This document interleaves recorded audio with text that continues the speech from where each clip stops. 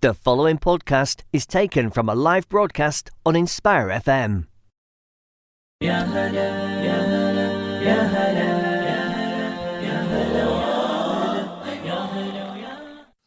Assalamu alaikum and welcome to Sisters Speak.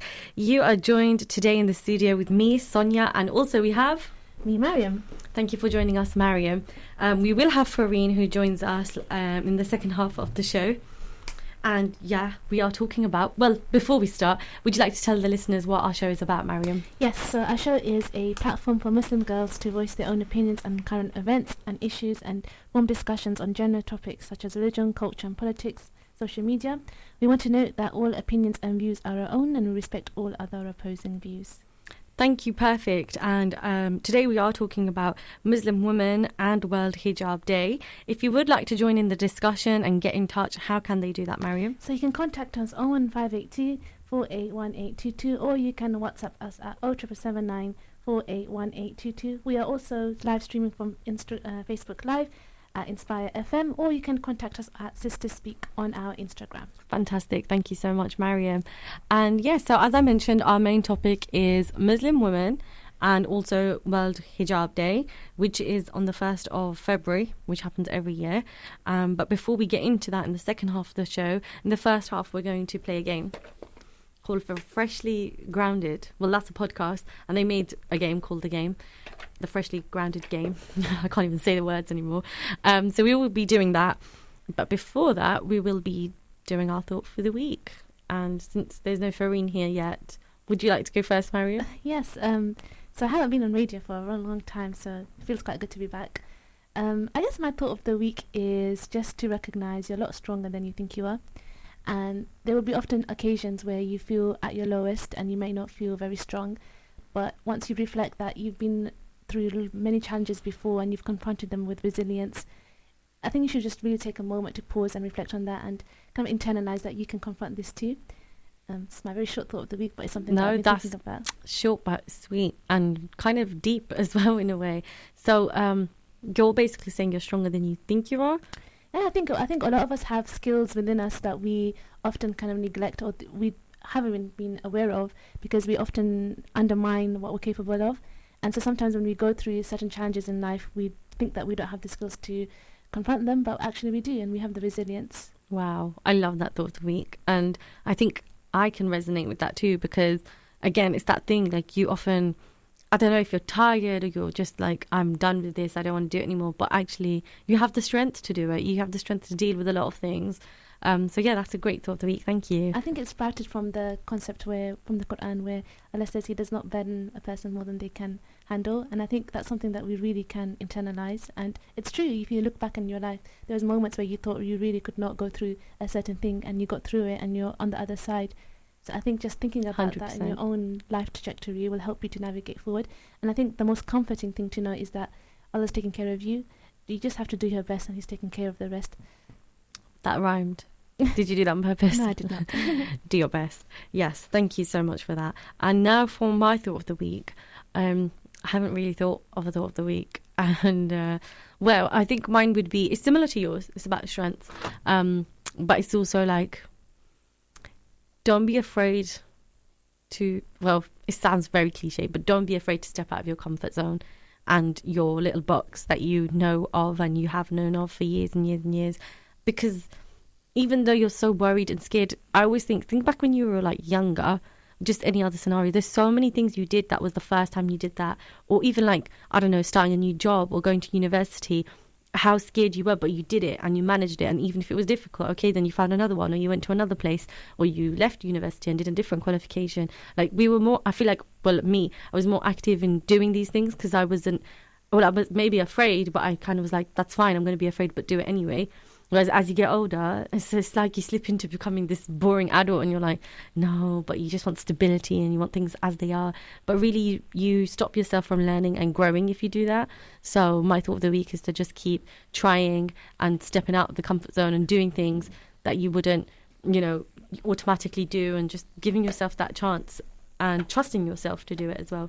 I think I completely resonate with that. I think when we're younger, we take a lot of risks because we don't think about outcomes. We think about the journey. We're more fixated on how we feel and how we'll go through certain trajectories. But when we're older, we just want, as I said, and everyone would want stability, but we're very outcome focused. I think that's what the issue is.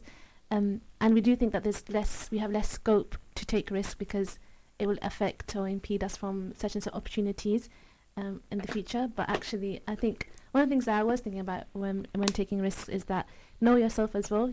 And then we talk about introspection in almost every show. I feel like it's underpinned by Sister Speak. Yeah. But I think learning to recognize, okay, what are your shortfalls?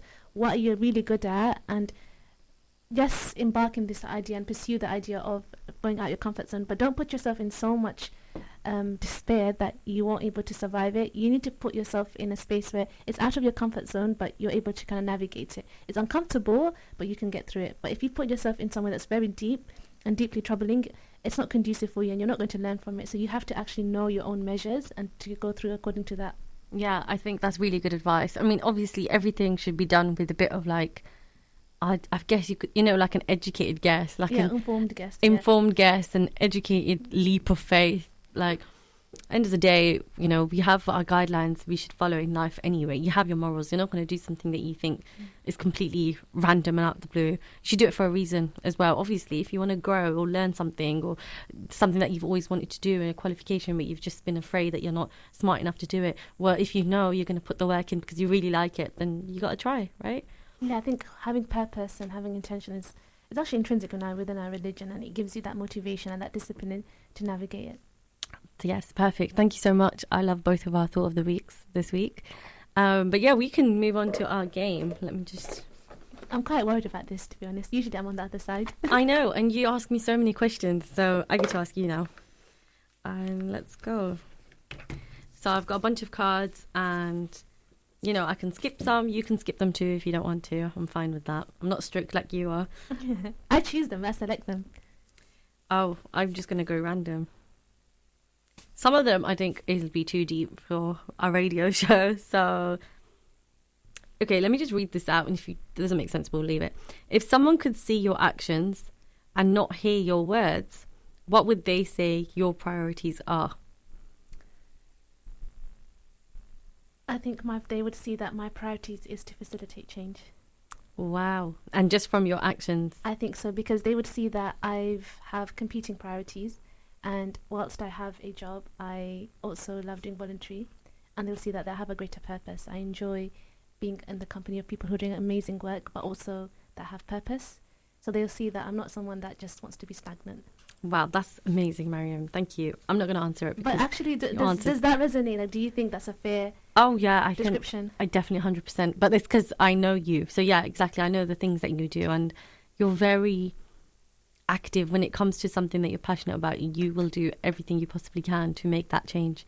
So that's actions, isn't it? So if someone was to see that, they would know. 100%. Thank you, Mariam.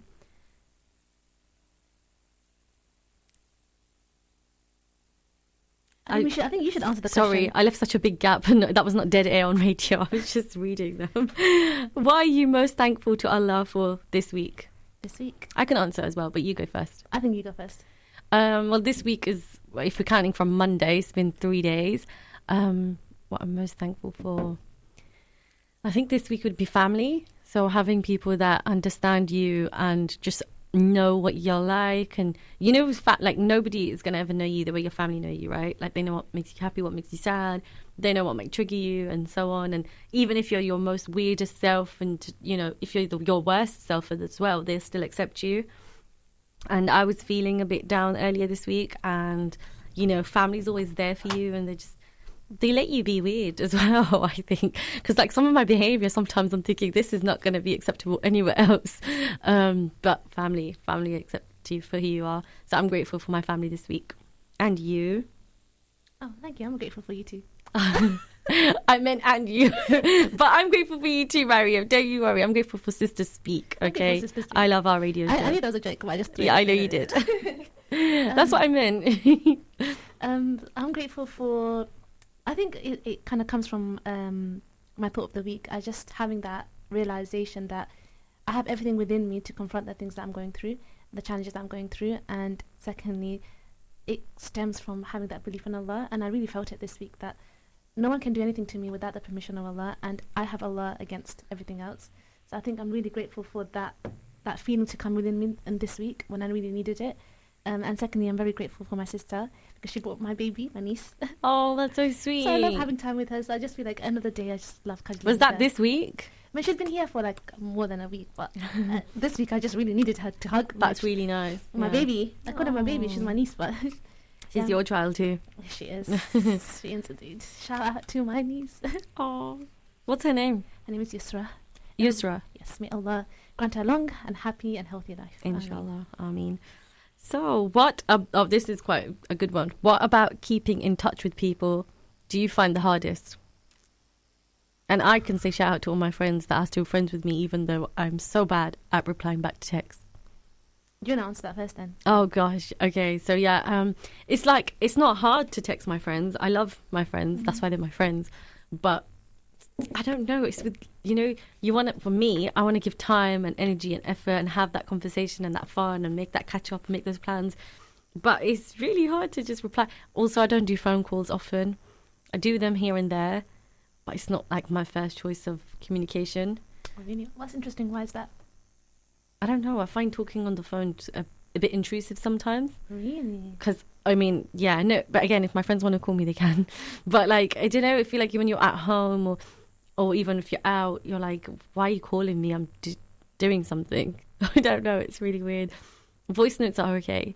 Because I like to reply when in my own time. Whereas if I'm on the phone, I have to reply immediately, which is really weird. This is a millennial, Gen Z, one of those. It's one of those problems. It's a young people problem, I think. Just saying. Just putting it out there. Okay, an older person said that to me. I think I'm the opposite. You like phone calls? I prefer phone calls. I'm less likely to respond to text messages. I have my notifications off. I just find it, because I feel like it's such a fragmented conversation. For me, it's the opposite. To me, it's just, really, if someone's messaging me, asking me how I am today, or if I ask them today and then they reply to me 2 days tomorrow, well, I don't really know what happened the last 2 days. So it's just like, I just feel like it's such a broken conversation. I like it to be. But you can reply to each other instantly. Yeah, we on can. Text. I know, but then it's instant. But then it's like you said, it's your own time. So if I messaged you and we're having a conversation and something really interesting, and then you kind of I shouldn't say log off, but as in like you just don't respond, and then and rightly so. Oh, okay, and that fun isn't there anymore. Like if someone that momentum is gone for me. Momentum, yeah. That momentum is gone for me. So for me, it's just that there's no flavour in that conversation anymore. But then I use the whole point of this, the texting part, keep in touch. That's the hard part. But I will meet with my friends in real life. That's what I could do. Real life, face-to-face conversations, I prefer real life and interactions. I prefer phone calls because then you can hear someone's voice. And if someone just said, "I'm great, I'm fine, alhamdulillah," like I actually don't know. Like maybe they're not fine. I can't hear it in their voice. Wow. Okay. So I just want to hear the voice. I feel like it's a communication barrier for me. And it's just like less phone time is great for me. So. Wow, I literally can't do that. I feel like people, when I call them, they said, "Are you okay?" I'm like, "Yeah, I'm great." I just thought it's easier to. We're talking so much. We're both sitting there talking, texting. Why can't we just have a phone call? Oh wow, that's something I can't do. I can't do that. It's so weird. I'm not very good at them. But in terms of answering your question, I think it was how often I keep in touch No, with what people. about keeping in touch with people do you find the hardest? I think maintaining it and making it sustainable. And also, I think that actually fundamentally, I think that underpins all our problems is making the time to go see that person physically. Yes. I think that because that's the time that you actually get to spend time with someone and you build a bond. Yeah. I feel like the working week you just dedicated to work, and then Saturday, Sunday exactly is with your family or all the errands that you couldn't do that week. You have to do it on the weekend, and then all your own errands, chores, tidying, shopping, whatever you need to do. Just so you can set yourself for the next week. So where do you see your friends? And my friends none of them live nearby. That's just another burden that I have. Yeah. That's really sad. So then it's like traveling, and then that takes a whole day out. Yeah. But yeah, that's a very adult problem now, isn't it? Not being able to see friends or keep in touch with them. What's the solution, do you think? You just have to keep trying, you just have to keep messaging and calling in your instance and making those meetups happen. Yeah. But also social media is kind of good because I can send someone a video or a meme and it's very low commitment and low energy, but it keeps the bond between us. That's true. Or, if you see something funny and you just send it to your friend, like you don't have to think about it. And that's maintaining that friendship there as well. Yeah, I think it's about priorities as well. Like, if you want to meet with people, if everyone's willing to make some sacrifices, I think even just seeing someone once a month is quite doable. You just have to carve that time out. Mm-hmm. So this is the next question. It might be the last one. It's quite funny because it's here. It's very internal. How can I improve my communication skills with you? And I know you have deadlines for me, Mariam, that I haven't done. I think just reaching out to me and telling me when I say something regarding Sister Speak mostly, obviously, just to let me know what you're thinking, so I know that what's your position on, like, in terms of what. That's it. Really. Okay. So then I know, and then if you can't do something, offer alternative on how you can, like, just as an alternative. So if you can't do this, I can do this. So I know, like, what your capacity is, so that helps me manage everyone else. You're really good at communicating, Mariam. So, do you think so? Yeah, really good. Like, see, this is because you take phone calls as well. Maybe that's why. But you're quite active. You do message, and you put things into place. How can you? If I had to flip this question, how can you improve communication skills with me? I don't think I have any. You don't need to improve anything. That's so kind. Yeah, I think I should be improving. Like you said, I need to. Well, I welcome the feedback always. I think that's something that I make sure all of you know, that I always welcome feedback. You do, yeah. Okay. Oh, this is an interesting question. We still have 3 minutes left. What's your best memory with me? Wait. I think some of our Chaiwala days and Nando's days, they are good. We laugh Post radio Chaiwala. I think also certain shows that we've had. Okay. With certain people. How about the first show that we had back in the studio? Oh, that was so funny. And something fell. That was really funny. We've had any jokes that we've had in the studio when we burst out laughing when we're supposed to be presenting. That was terrible. For context, what happened was we came back to the studio after 2 years. I think it was due to COVID. And we were just kind of adjusting and acclimatizing ourselves in the studio. And then there was our producer at that time. He was trying to pull something, but she was trying to gain his attention, but she kept pulling the wire. And I was hosting at that time, and I was talking about narcissism, which is a very serious topic, and I burst out laughing because she tried to gesture to... I think I pulled a headphone to gesture to him because he wasn't getting, like, looking at me. We have that recorded somewhere. It's a very funny So video. funny. So is that on YouTube? Probably. Oh my goodness. Okay, so we've got 50 seconds. I think it's just definitely post radio. Oh, do you think so? Reels, yeah. Our favourite memories together? Yeah. Yeah, I think sometimes our TikToks that we've had to make, that Fareen's made us do, they're good. I don't really like TikToks. So. They were fun, though, to video. They're fun. Any videos that we've tried to take in the studio has been funny every time because we flop and we need to rehearse. We need rehearsals. But yeah, that is our game done for the first half of the show. That was a freshly grounded game. And the second half, please do join us again because we'll be talking about Muslim women and World Hijab Day. So we'll be talking a lot about that, what it means to us, how we can celebrate it, and so on. If you do want to get in touch, we are on Instagram at Sisters Speak, and obviously we're on Inspire 105.1 FM, and we're on Facebook Live. Thank you guys. Assalamu alaikum wa rahmatullah.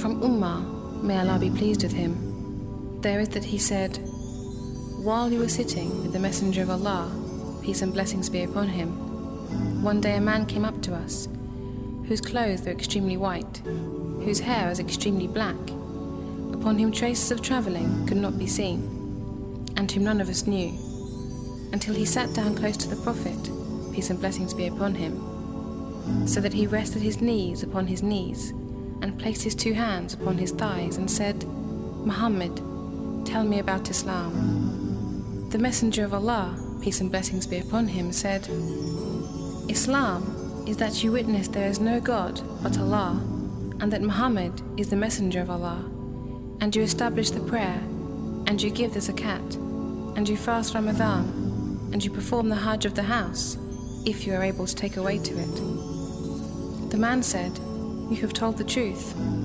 And we were amazed at him asking him, and then telling him that he told the truth.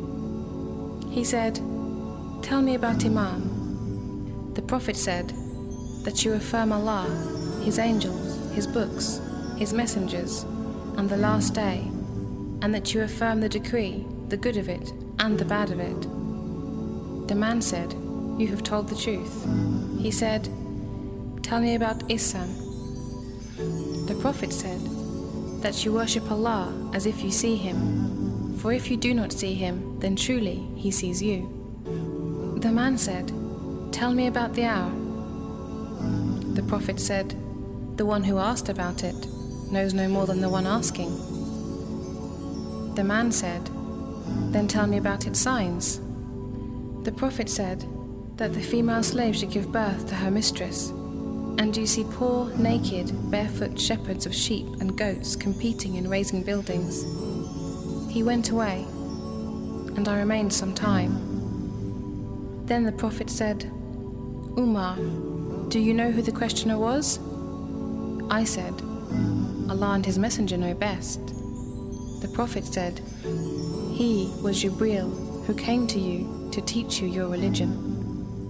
Narrated by Muslim.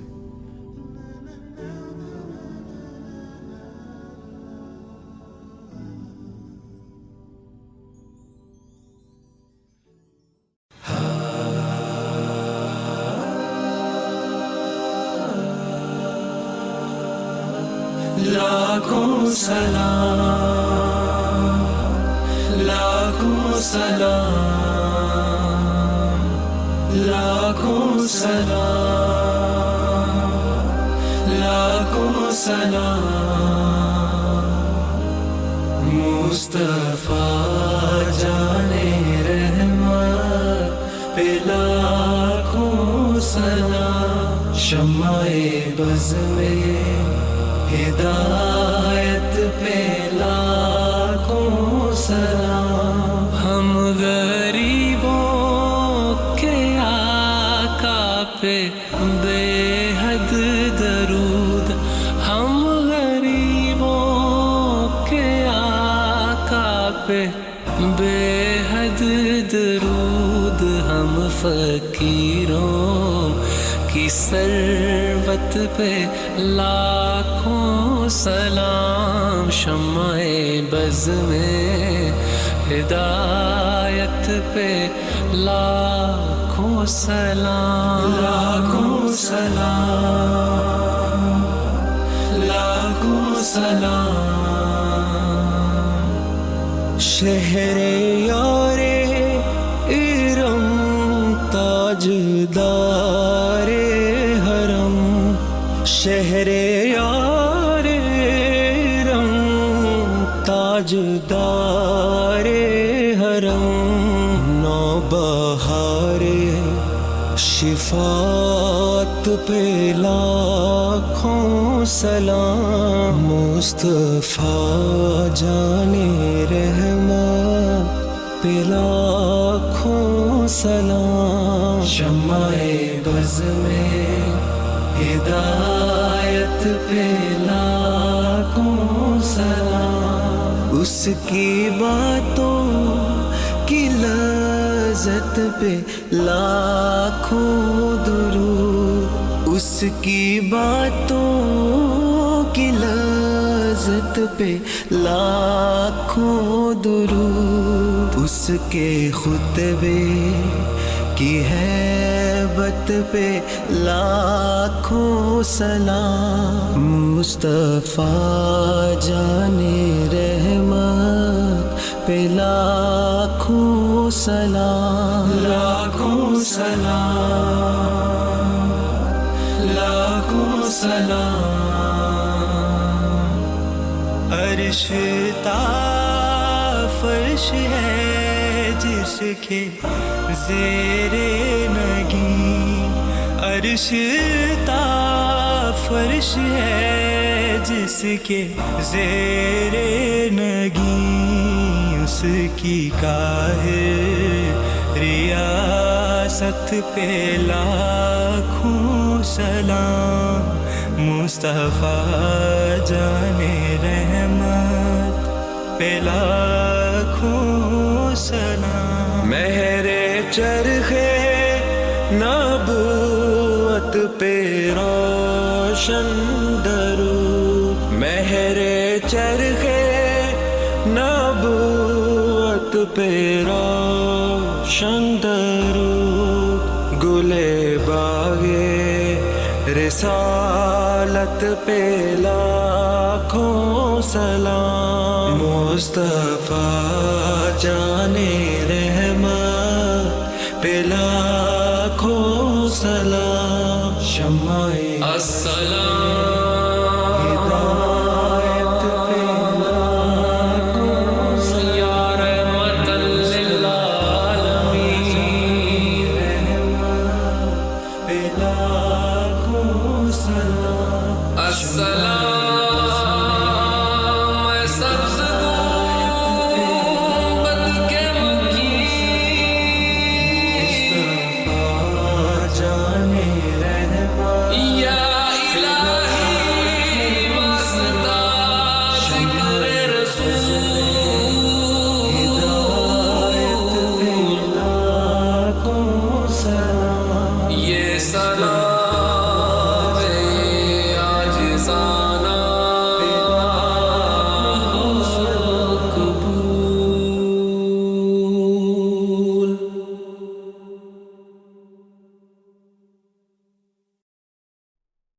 You're listening to an Inspire FM podcast, making available our popular programs from our daily broadcast on Inspire FM.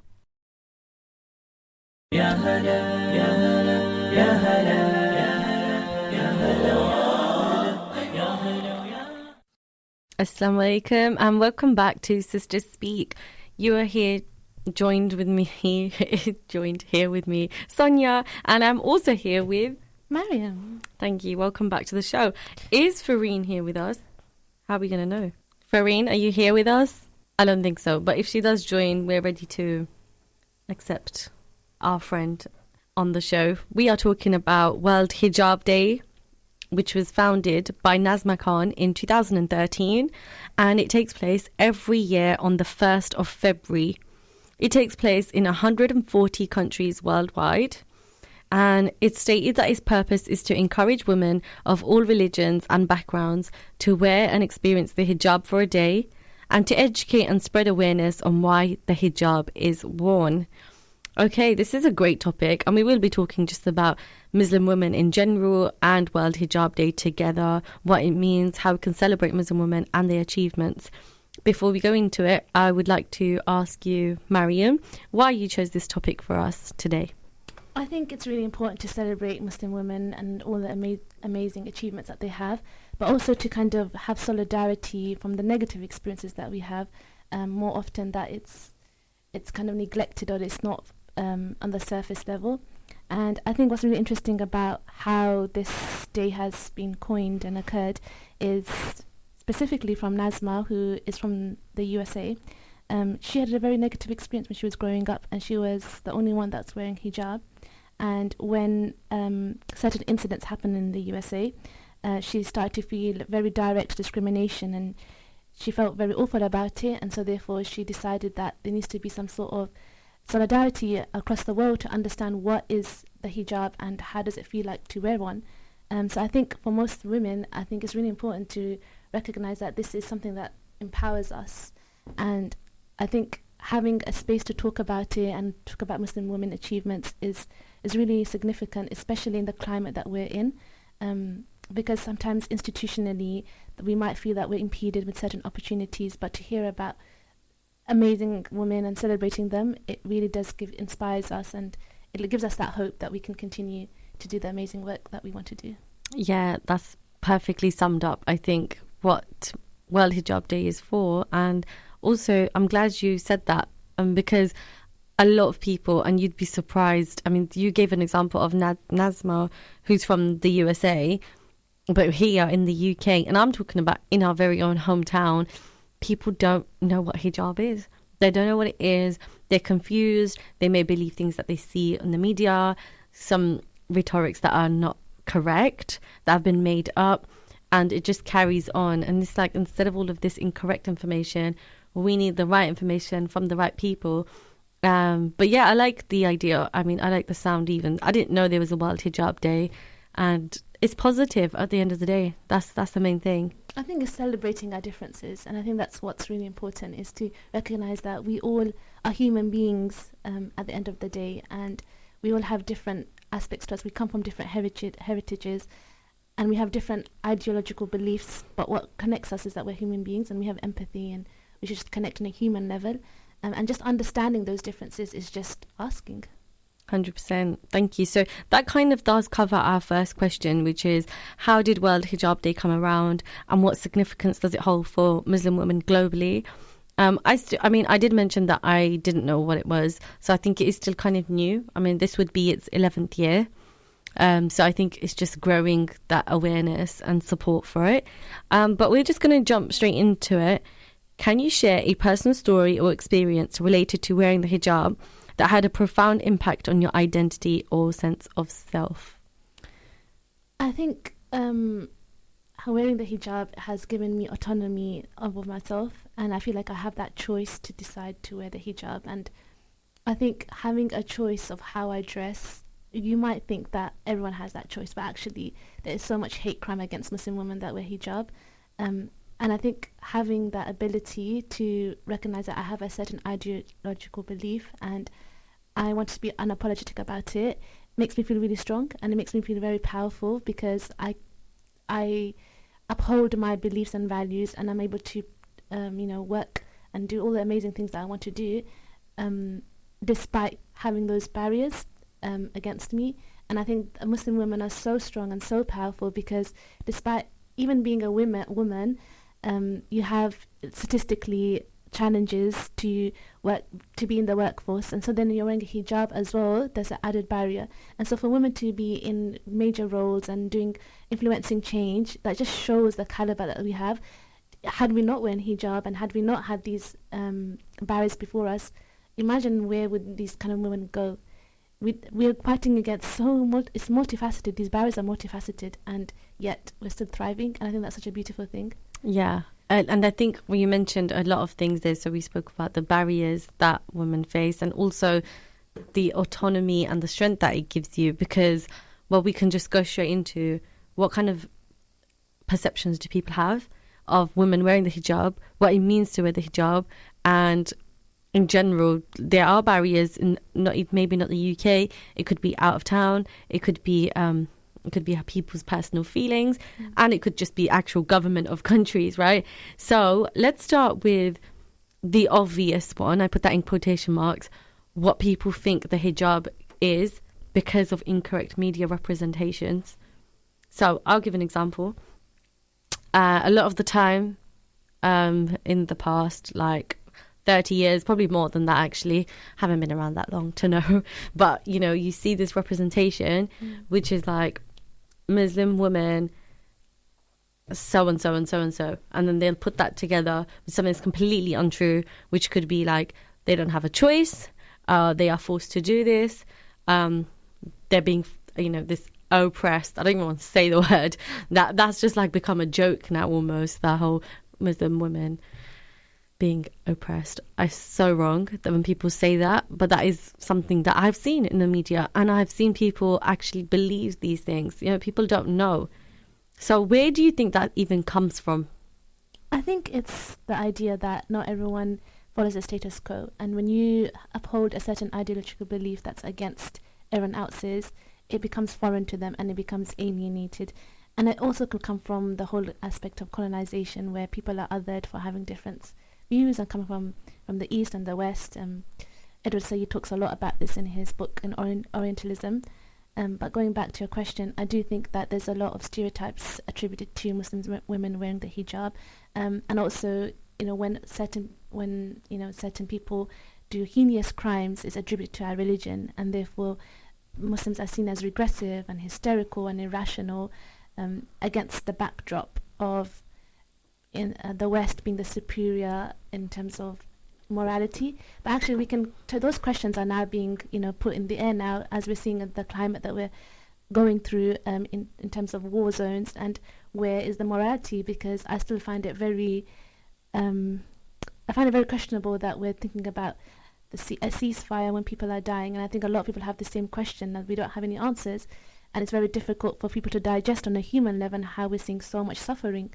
So I think for me personally, it's just understanding those nuances.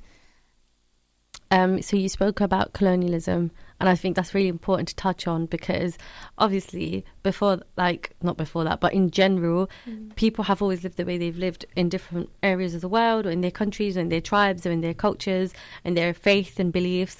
But when there is an agenda, and when there is something that needs to be pushed, an agenda, propaganda, for whatever purpose, whatever reason, then something has to be divided, something has to be picked on, something has to be portrayed as negative and bad. This is why we're doing this, don't you guys worry, right? And we've all heard it, because, I mean, even in our lifetime, you hear about in the West going into countries saying, oh, we're doing this for the purpose of these Muslim females, because we want to help them and we want to save them, and so on and so on. But I'm really glad now, actually, that people are learning, because they research themselves, and we have loads of different avenues to learn, because they're like, where is that now when you want to save Muslim females? We need saving everywhere. Yeah, so right? when you think about Iran and the whole kind of fiasco that happened with the hijab, and then you think about what's happening in occupied Palestine, you think about where is the consistency? So where's the consistency when women are using scraps as sanitary pads? Where's the feminism? It really does beg those questions, and I think we need to be really critical in understanding that if there's going to be a notion, it needs to be attributed to every instance. There has to be consistency. Yep. And so therefore then whose life is worth more? And I think those are the questions that we have to start to think about. When is the life worth more? When it's part of an agenda, as we mentioned, for colonization, or for whatever they might need from that country, or when it's like, well, that doesn't affect me, that woman, so I'm just going to leave her now. Where was the saving there? Yeah, I think my opinion is just try to be critical. Just try to think about these questions and think about how is one kind of question available, or one kind of support is available for one group of people against another. And I think that's where my kind of thoughts and views are on. Yes, well said, Mariam. Very well said. But yeah, just going back to the question of stereotypes surrounding Muslim women who wear the hijab. I think, so as I mentioned a few of them, I quoted a few of them. I think another one of them is that these are old stereotypes now. I really hope that it doesn't exist. But obviously one of them is like, she doesn't have the freedom to do what she would like to do. And I mean, I'm looking at you right now in front of me. You're wearing the hijab. You're on radio. What would you say to someone that maybe looked at you and thought you'd wear the hijab, or you've been forced to wear the hijab, and now you can't do what you want to do in life? I would say, where does this notion come from? Really unpack it. Where does it? Whittle it down to, where have you heard this from? Have you spoken to multiple Muslim women that wear the hijab? Have you looked at them? Have you discussed with them why you believe in this way, or had discussions with them? I think a lot of problems can be solved by dialogue, and that does take willingness from yourself to be a bit open-minded and to go out there and talk to people. And one kind of example does come to mind, and I think a lot of people might know her, Noor Tagore from the USA, and she kind of narrates her story where she was wearing the hijab and she wanted to become a upcoming journalist, but many newsrooms rejected her, or they had apprehension that if she wears the hijab, it will impede her from getting certain milestones or successes. But she still unapologetically wore her hijab, and I think that is symptomatic of a larger problem, and how you have to succumb to a certain view for you to succeed, and if you don't, then you're going to face barriers. Yeah, and I think what she did was so amazing, first of all, because it's really, really tricky. It must be so tricky to just think, how much this is my faith, this is something that's so strong in my life, something that I held so dearly, but I also do want to have this career and go for these opportunities. But the thing is, she is a successful journalist. Like, I know her, and you know her, and I'm sure many other people know her as well. I've seen her on, reporting the news and so on, many years ago, actually. So she's been successful for quite some time. So I think it does beg the question, why are these barriers there? Why is it a barrier? Why can you not do better? Why can you not climb higher if you're wearing the hijab? What is the reason for that? I think it's a very big question, very loaded. But I think I don't really have one single answer. I think it's multifaceted, and it's very circumstantial. But I think one of the important aspects to recognise now is allyship. allyship is very, very important in terms of when you work in institutions, when you're working, when you're in kind of any environment, that you have people to support you in terms of your ideological beliefs, and they can champion you, especially when you have these certain barriers, because they have this conscious understanding of you and what your heritage is and your ideological beliefs to allow you to thrive. And we talk about allyship in many different ways, but I think for Muslim women, it's understanding that we have these barriers and we have these beliefs, and even so far to go to say that we don't touch the opposite gender and shaking hands, and that kind of seems very foreign to other people because we're expected to be accessible to everyone else, but that's not something we choose to do, and that should be appreciated and championed. And it's sometimes quite funny because I studied English literature and I look at the Victorian culture, and a lot of our values is very aligned to that. So really I would say we're quite more traditionally British than a lot of people. Yeah. So even in the dresses, if you look at Victorian clothes, we dress. At the end of the day, right, it's a really weird one because there's so much culture and like religious culture as well, or like religious kind of attire and traditions, like you mentioned, that obviously were present in this country that no longer are, which is fine. But the question arises then, why do you want to stop, or why do you question when other people want to believe that? Because that's completely up to them, right? As long as it doesn't harm you. And I think that's what really sometimes annoys me personally. And I'll give an example of like when governments try to impose bans and impose laws to stop people from expressing their religion when it doesn't harm anybody else. Because they will put it under the guise of, no, we want women to have the freedom. But that is you're taking away freedom from a woman. You're directly taking away the freedom for the woman to choose to wear the hijab. But you'll allow women to wear other things. How does that make sense? Yeah, I think having the freedom to express yourself and express yourself in the way that is not controlled is something that we should really think about. And I think personally for me, I've known people that come from these kind of countries where they're not allowed to wear certain article of clothing because it's seen as oppressive and regressive. And I just think that, okay, well, I think it's a larger problem as well. If you think about it symptomatically, it's a systemic thing. And I think that's why World Hijab Day is a really important event or a day, because it allows people to recognize Muslim women are thriving and they're successful and they have their own beliefs and thoughts and they have their autonomy and they have their own agency to make decisions, and they're doing very well. So I think it's just fostering that understanding across the world is hugely important, because then when policies are created, and policy processes are very lengthy, so you have to go through a lot of hoops to get through a policy to be delivered. So if that understanding is not present, then someone along the line should be critiquing that. So I think it's one step way forward, having a day dedicated for people to celebrate it, to understand, to foster understanding will allow to mitigate that larger symptomatic view. And it's a slow process as well.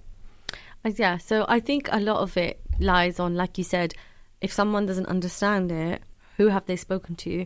Have you spoken to a woman in a hijab? Do you know why she wears it? Do you know the reasoning behind it? And also, I just think sometimes I personally believe speaking to one person isn't enough. I mean, you wouldn't with anything. If I wanted to know, if I actually genuinely were interested in something, I wanted to be an expert in it, like reading one book might not be enough. It's the same thing. One person will always represent themselves, even if they are wearing a hijab.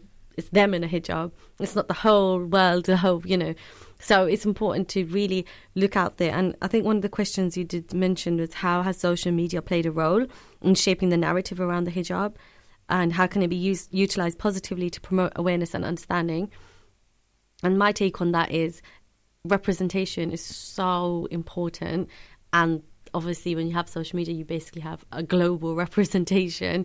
So you can understand someone that's giving you the answers you expect, somebody that's in a field that you would never have expected but wearing a hijab, somebody that's like, oh my God, me and her are exactly the same, but you could be a person that doesn't wear a hijab, or you could be a man but be so similar, because obviously, like you mentioned, we're all human at the end of the day, right?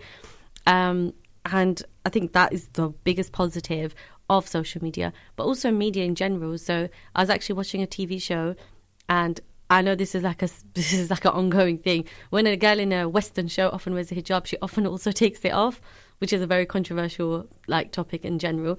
But my point is, when a woman is wearing a hijab in a show, but that has nothing to do with her character or role, I actually really like that sometimes.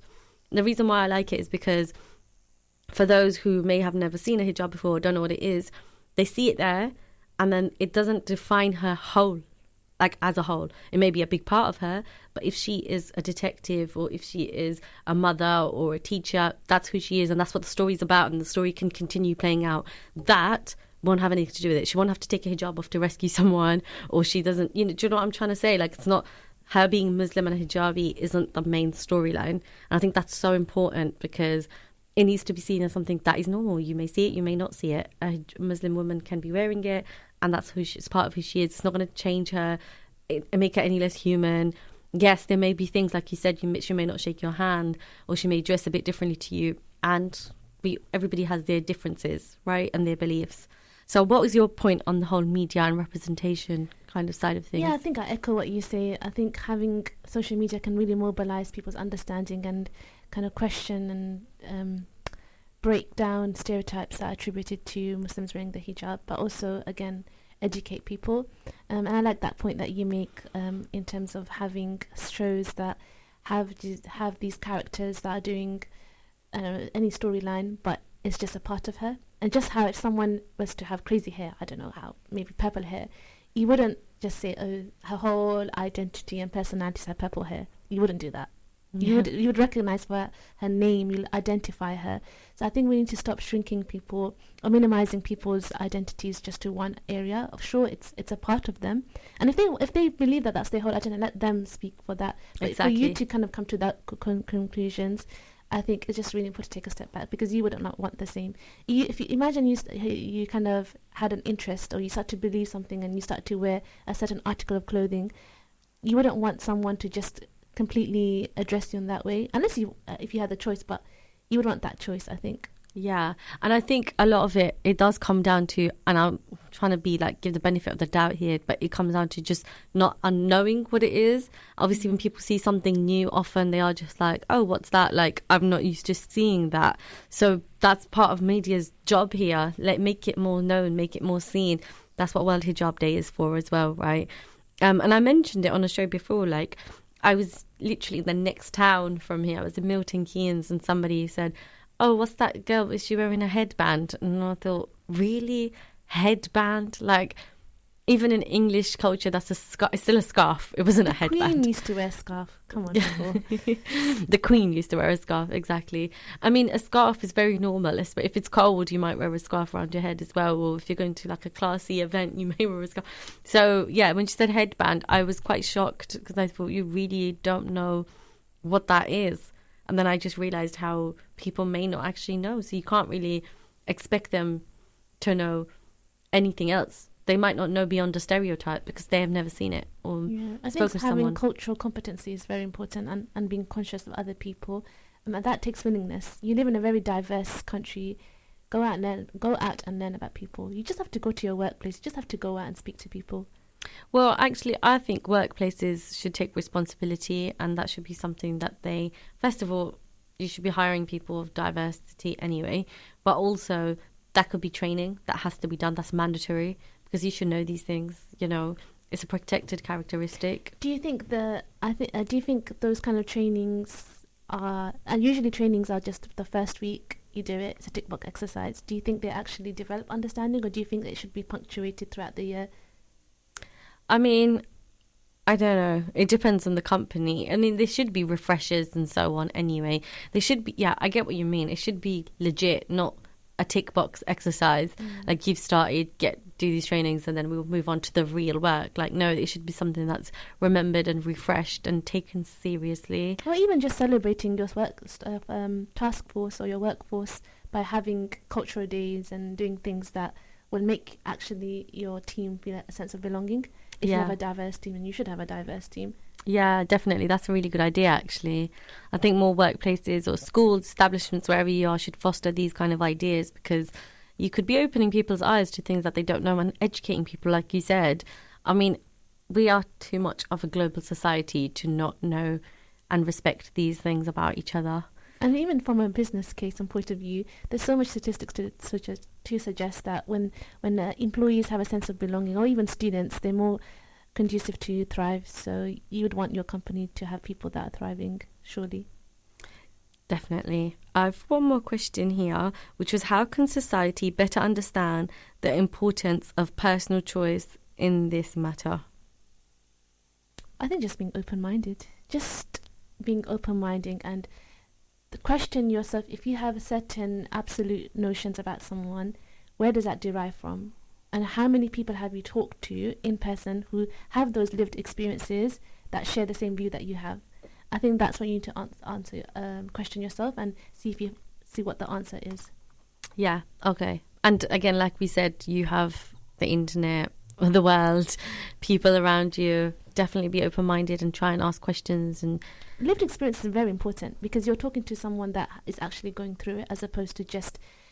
I think sometimes the internet can be quite a slippery slope because it could be people having an opinion on something without actually going through it.